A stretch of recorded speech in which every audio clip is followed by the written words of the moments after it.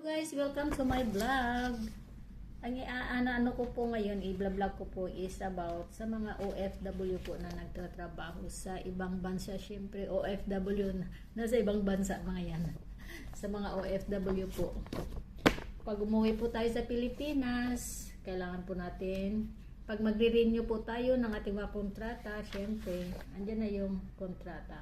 Ito yung new contract. Ito yung old contract. May verify na yan. Na-verify na yan sa Philippine Embassy. Ayan.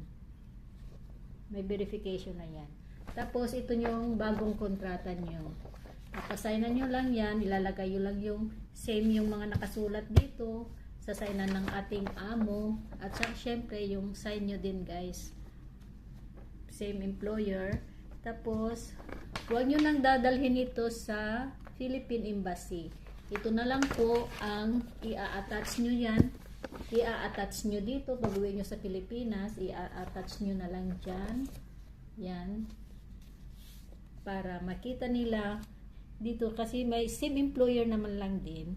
No din na magpa-verification. Siyempre, pag bago yung employer mo, pag change employer ka, kukuha ka talaga ng bagong kontrata at ipapa-verify mo yan sa Philippine Embassy.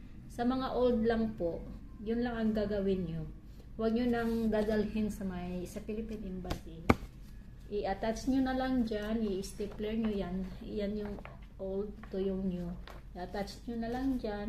Ayan na po. Siyempre, yung OAC nyo, huwag nyo kakalimutan.